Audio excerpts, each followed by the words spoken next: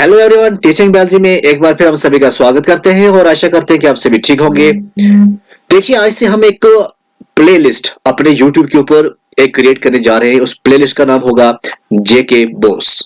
Okay, और जेके boss में हम क्या करने जा रहे हैं, चाहे 10th क्लास हो, 8th हो, 12th हो, 11th हो, जो भी बोर्ड के एग्जाम होते हैं और वहां उनके पेपर पैटर्न आपको बताएंगे, कौन से इंपॉर्टेंट क्वेश्चन हैं, किस तरह से एग्जाम के अंदर पूछे जाते हैं।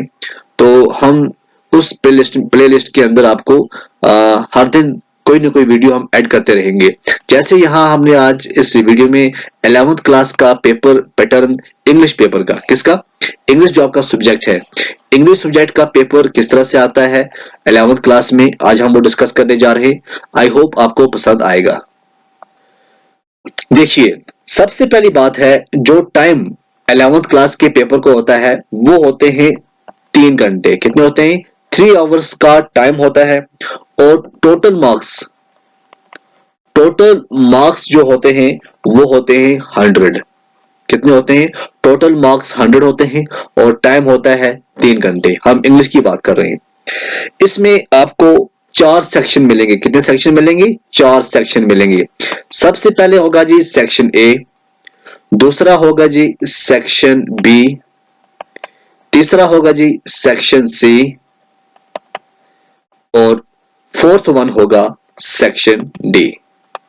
ध्यान से देखिएगा, section A, section B, section C और सेक्शन डी।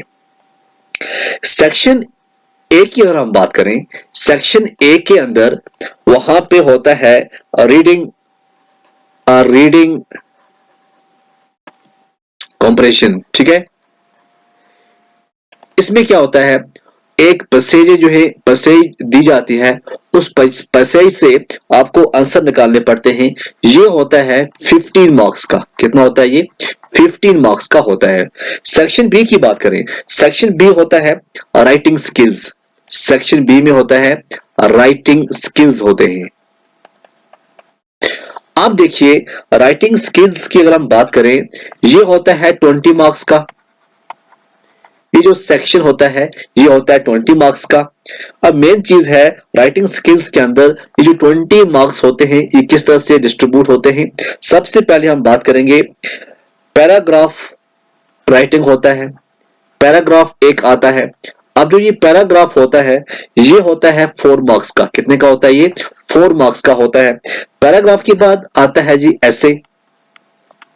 जो ऐसे दिया जाता है ये होता है 7 मार्क्स का। ऐसे के बाद लेटर आपको लिखनी पड़ती है। कोई भी लेटर पूछ सकते हैं, कोई भी ऐसे पूछ सकते हैं। लेटर जो होती है ये होती है 4 मार्क्स की। और लास्ट में क्या होता है, एक पैसेज होती है, एक नोट होता है, उस पैसेज से नोट लिखना पड़ता है। ये जो होता है ये होता है 5 मार्क्स का। तो ये होते हैं राइटिंग स्किल्स के 20 मार्क्स। अब आता है सेक्शन सी की बात करेंगे। सेक्शन सी में आता है जी आपका ग्रामर। क्या आता है? ग्रामर। यहाँ पे पार्ट्स ऑफ स्पीच नहीं आता है, यहाँ थोड़ा एडवांस ग्रामर जो है सेक्शन सी में पूछा जाता है। जैसे हम बात करें, सबसे पहला जो होता है इसमें आता है जी ऑक्सिलरीज। ऑक्सिलरीज ऑक्सिलरीज के बाद जो एक्सिलरीज होते हैं ये होते हैं 5 मार्क्स के। एक्सिलरीज के बाद आपको देखने को मिलेगा सेंटेंस, चाहे कंपाउंड सेंटेंस हो, कॉम्प्लेक्स सेंटेंस हो, उसके ऊपर आपको क्वेश्चन आएगा 5 मार्क्स का। सेंटेंस के बाद आपको पढ़ने हैं जी टेंस। टेंस के ऊपर 5 मार्क्स के क्वेश्चन आएंगे। और टेंस के बाद आता है जी रिलेटिव प्रोनाउन। क्या आता है बच्चों? रिलेटिव प्रोनाउन आता है। और जो ये रिलेटिव प्रोनाउन होता है बच्चों, ये होता है 5 मार्क्स का। और लास्ट पे होता है कंडीशनल क्लॉज। कंडीशनल क्लॉज, और जो कंडीशनल क्लॉज होती है ये होती है 5 मार्क्स की। तो यहाँ पे जो ग्रामर का पोर्शन होता है ये 25 मार्क्स का जो है पोर्शन रहता है। कितना रहता है? 25 मार्क्स का ये पोर्शन रहता है।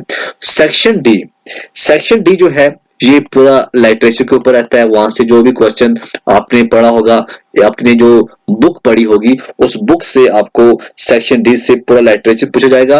और जो ये लिटरेचर होगा इससे आपको 40 मार्क्स जो है पूछे जाएंगे।